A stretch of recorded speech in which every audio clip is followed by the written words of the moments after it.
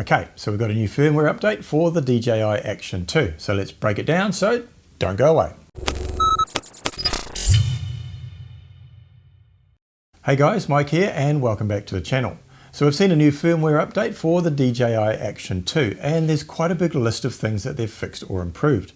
This is version 01.01.0810, just in case you were wondering. So let's get straight into it. So on top of the list is optimized camera exposure when using in scenes with low light. So in other words, when you're filming in low light situations, the exposure is going to be better.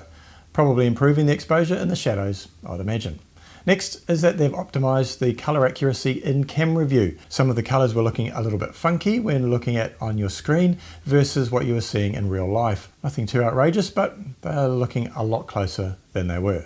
Next, they've optimized the exporting speed when exporting files from the built-in storage to the micro SD card. Now, I haven't noticed any great problem with that to start with, but now that it's a bit faster, I'll take it. Next, they've reduced the frequency flicker produced by indoor lighting, which can be a bit annoying, but that's also to do with your frame rate. So I've found not just with the Action 2, but also normal cameras, that if you slightly increase the frame rate, you can get around the flicker problem. Anyway, it looks like they've made that less of a problem, which is great. Next, they've optimized auto exposure and optimized zoom adjustment.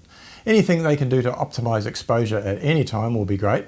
I think it works pretty well, but of course we're always looking for well-exposed images, so it's good that they're continuing to work on that. And as for zoom adjustment, I never noticed any issue with that. It's pretty smooth. When you hit the zoom amount in the bottom right corner, you can smoothly adjust the zoom on an arc that pops up, so that's all good. Next on their list is that they've improved the micro SD card compatibility after there were reports that some users were having trouble with certain types of SD card. Again, I've never had an issue with my SanDisk Extreme cards on any device, so if you're looking for a recommendation, there you go. Speaking of SD cards, they've also fixed an occasional issue whereby a micro SD card could not be detected when it was in the card slot. Next up, they've also added support so the camera view automatically corrects if it's upside down during a live stream. I'd be interested to know what someone was doing on a live stream when they discovered that wasn't working so well. Now, they've fixed an issue that some people were experiencing where the front touchscreen module or the power module discharged even when not in use. And last but not least, they've fixed some minor bugs.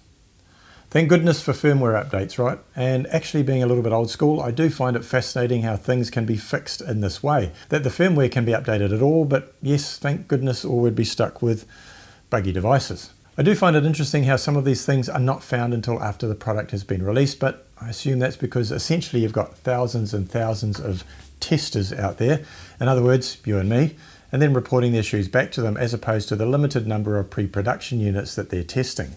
Anyway, whether it's cameras, gimbals or drones, in general I think DJI are pretty responsive and do tend to pump out updates when they need to, and to be honest, it's not a drama updating them. The device will generally tell you if it needs to be done, takes a couple of minutes to download and install, and Bob's your uncle.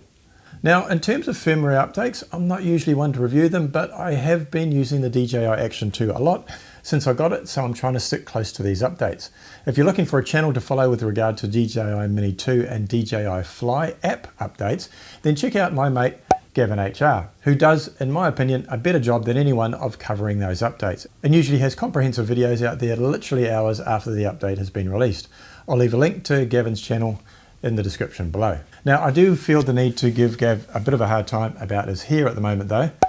Gav, I presume that's what we in New Zealand call lockdown here.